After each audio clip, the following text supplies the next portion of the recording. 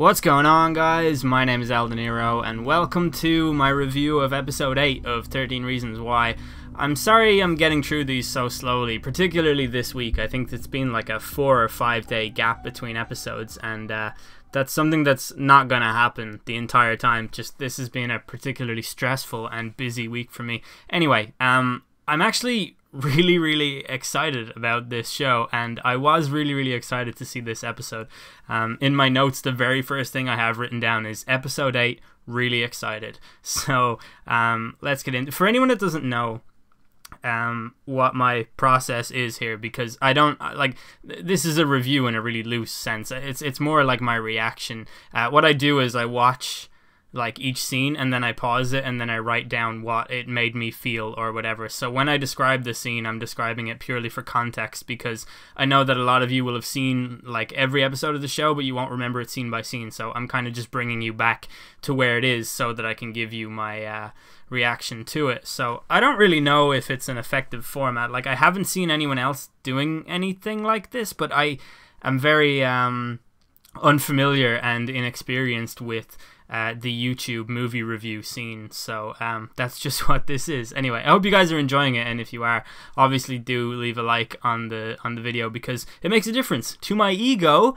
Anyway, this episode opens with Hannah speaking really poetically about her insecurities, and I think this was the first piece of dialogue in the show that reminded me that this is based on a book. It was a simple metaphor, but sounded quite beautiful when she said it. We catch a very short glimpse of Clay rock climbing with Tony before he lands in Mr. Porter's office, and we continue on from the previous episode where he got dragged in there, kicking and screaming in the hallway. Mr. Porter basically just wants to be Clay's friend here, just like his dad, just like every male authority figure on Netflix TV shows, it seems. He says he's there for Clay if he ever wants to talk, and Clay says everyone wants to talk, but nobody wants to do anything. Then he storms out of Mr. Porter's office, and he's clearly looking for like a safe space here, or somewhere to go, or something to do, and standing right outside, sure enough, is Tony, right next to his very nice Mustang. And basically Mr. Porter comes back out and he sees Clay along with Clay's mum, and Clay knows that it's either get in the car or else go back to Mr. Porter. So despite his protests, he gets in the car, and Tony managed to work his way into a position where it was either Tony's car or another conversation with the really weird and uninspiring and, oh my god, how is he employed, Mr. Porter? So they drive away, and we cut to the gym where Courtney, Jessica, Alex, Zach and Justin are plotting and scheming. That's the first time I've mentioned the entire like crew individually instead of going the Jock crew, so now you know who I'm talking about. Alex is affected by some kind of stomach pain here, which is probably a physical manifestation of his guilt, and Justin, in his infinite angry stupidity, suggests killing Clay and making it look like a suicide. This character is unbelievably stupid. I'm not criticizing the writing of the show here or anything like that. I'm not saying like, oh, this is a ridiculous character. I mean, if I were in that universe, this would be my response. Like, within this universe, Justin is a complete and utter moron. Obviously, I don't know what he's trying to stop Clay from finding out, so I don't understand the maybe the sheer scale of the issue that he's dealing with here, but I do know that Justin's stupidity illuminates every single Jock crew meeting like a firework would illuminate a petrol station. Zach ominously claims that if just one small thing had gone differently, maybe they wouldn't be in this position at all. The gym goes back in time, and Hannah samples the various colleges attempting to recruit students for the boss fight that is third level education. Uninspired by academia and the acronyms that determine your future, Hannah starts talking to a pretentious librarian with a big gap in his beard that's inexplicably there and never mentioned. Like, was he shot in it or something? He tells her about a poetry event and tells her to come along. She says she won't, but we all know she will, especially after the intro that she gave in this episode. As it jumps back to the current day, we see Alex arguing with Justin, telling him that Hannah never lied about him in his tape, which leads him to question whether she's lying about whatever details we have yet to uncover. I love these consistent conversations that reflect the severity of the situation they're dealing with, and the fact that we don't know what it is yet. Because I think some people watching might not even expect anything, because each tape seems to reveal a more like dastardly deed that was committed against Hannah, but it's pretty clear they're talking about some huge scale thing, like on a level that we haven't actually seen yet, and that all of these things that Hannah is talking about are just little ripples in the lake in comparison to the ocean of evidence that's going to come up against, I don't know, Justin maybe? I don't know who the leader of the Jock crew would be, because Marcus is kind of the strategist and he seems to take control a lot, but they all seem to react around Justin's aura, I think. So yeah, it's interesting, and it's sort of keeps you wanting to watch, because there's something to look forward to with each episode. We then cut away to Hannah walking to the poetry meeting, and as she walks in the door, her voice on the cassette says, "I wanted a purpose." I know that this is just a throwaway line to explain her going to the poetry event, but it's important to mention that a teenager who has been bullied and victimized, combined with having no sense of purpose, is definitely a recipe for disaster.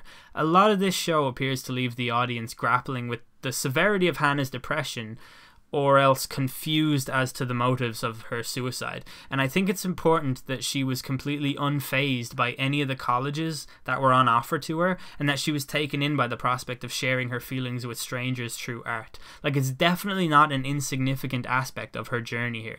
We learn in this scene that Ryan Shaver is the subject of this episode's tape. I'm not sure who's listening to this episode tape, because Clay has given the tapes back to Tony. Speaking of Tony, we cut to Tony and Clay getting out of the Mustang, and Tony has some ropes around him. Clay is wondering what his fate may be here, and Tony says, "We're just going for a little walk."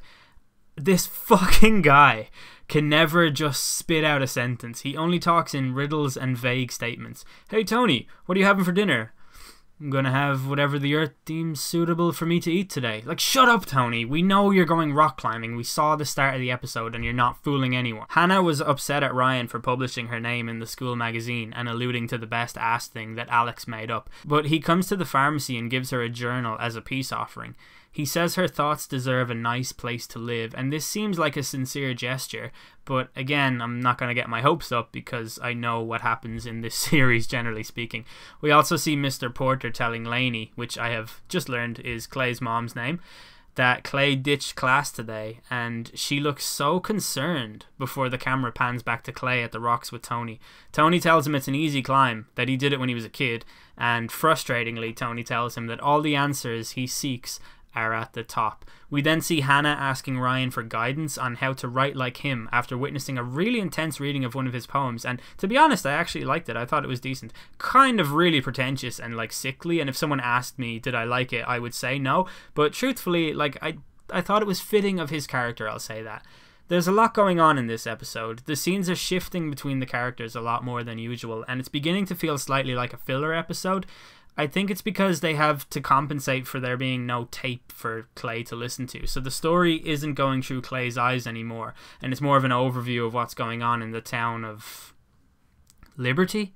What's the town called in this show? As Clay's mom frantically searches for him at his house, banging on his door, Clay's dad walks in and literally does not care at all. Clay's mom is a wash of emotion, doing that halfway towards breaking down and halfway holding it together thing that Claire Danes does really well in Homeland. But Clay's dad is just like, so what? He hitchhiked to Mexico to join some cartel, or he flew off to Syria to wage jihad against the infidels. He's a kid, Lainey. It doesn't matter. Nothing matters. I'm a terrible father. We then cut to the climb, where Tony goes to grip a dent in the wall, but he accidentally hits Clay in the face with a rock that falls out. I shouldn't have laughed at this scene, but it was kind of funny to me that of all the things to happen, a rock would fly out and hit Clay square between the eyes. Tony then Spider-Mans his way up the rocks and lowers the rope for Clay to climb up. As Clay reaches the top, he's coated in this substantial, like, adrenaline rush, and it's as if he feels alive for the first time in years. it's hard to watch this scene and not think of Tony as a kind of heroic character. Like, he's really done Clay a favor here, and even though it was a frustrating road to get there, the end was once again worth it, which I think is one of the calling cards of this show. It's frustrating, but the payoff is worth it, and this was a really good scene. Hannah reads out a poem that she wrote at the poetry meeting thing, and it's actually really good. Like, it's intimate, it's thought-provoking, and it's deeply personal. The poem bemoans her objectification, and its central message is one of desire. The desire to be treated better, and the desire to get away from the school that's holding her down. Like, metaphorically, obviously. Ryan tells her that she should publish the poem, and she rejects the idea point blank, and at this moment it was obvious what was coming next. She rolls into school the next day, and sure enough, everyone in the school is talking about the poem. Before I got a sense of deja vu, I did get time to notice that he actually did submit the poem anonymously, which is kind of a step in the right direction, but he had to have known he was scoring a serious own goal here by doing that. There's even a scene where that absolute idiot of a communications teacher literally reads the poem out to the class to discuss it. There's a similarly personal moment between Clay and Tony, as Tony reveals he witnessed the crime scene of Hannah's suicide. I say crime scene because that's the term that he used.